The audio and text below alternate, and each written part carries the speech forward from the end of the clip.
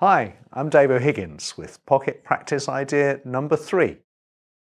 This video is in collaboration with Wind and Brass World and Vandoren UK.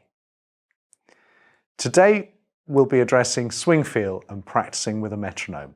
This will improve your facility, airflow and speed, and in due course your articulation. We'll use Oliver Nelson's blues theme, Butch and Butch, as our musical lab rat. It's chock full of good lines and crafty rhythms. So as a bonus, you'll learn a ton more hip vocab. By happy coincidence, it bears quite a resemblance to the Serpent's Tooth line we 12-keyed in idea number 1. So if you got stuck into that, this one will already seem familiar and fall under your fingers agreeably.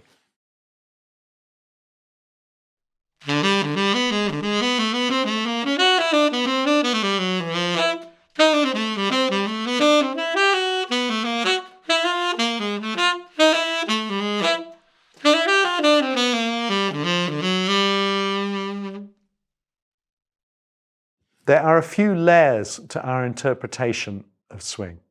Firstly, we need to imagine the essence of the groove. If you think of the downbeat in the bass or bass drum on 1 and 3, and the upbeat or accent, maybe on the hi-hat or snare drum on the 2 and 4, this gives you a boom chick effect that we will simulate by setting the metronome at half time and hearing it as the upbeat 2 and 4. While tapping the 1 and 3 downbeat gently with the heel of one foot.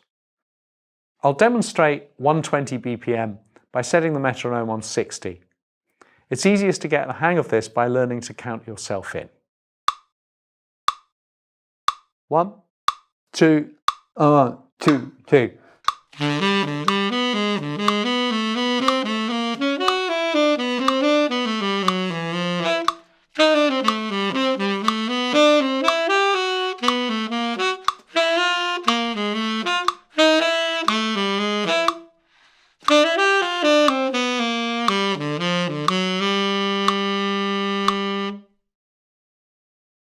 The vital concept is not to swing or articulate the eighth notes at all. When the tempo increases, eighth notes go from being obviously swung to completely even at a much slower tempo than most students think. If you have any aspirations to increase the speed of your line, it's better to practice even in the first place. With regard to articulation, taking it all out and playing legato will hone the accuracy of your fingering and leave you with a blank canvas for judicious application of subtle articulation at a later stage. I'll discuss this in another episode in the future. Here it is again at 200 BPM. Note that to get into the groove, you have to imagine the missing downbeat. Tapping your heel gently on 1 and 3 is very helpful in my opinion.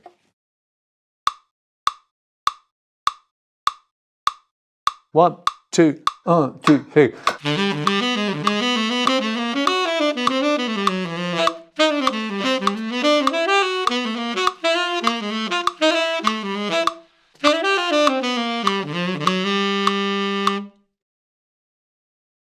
Any faster than that, I recommend hearing the metronome on the downbeats, 1 and 3, like this. 1, 2, 1, 2, 3.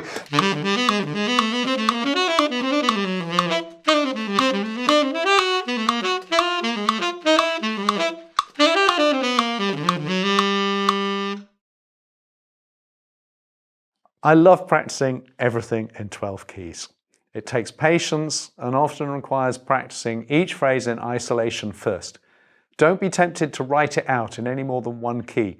The object is to steal all the constituent bits and make them your own, and internalizing the information is at the core of this.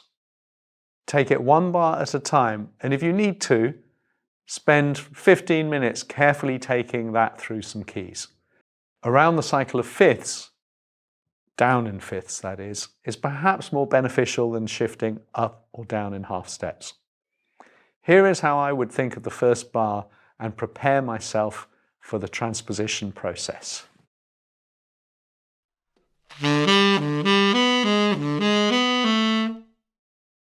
This is an A major triad starting on the 5th, where the root A shifts up chromatically on each repetition. That's the A major. Then if I shift that A up chromatically, I get, and then I shift that A up chromatically again for the first note, the second whole bar. So the whole thing is.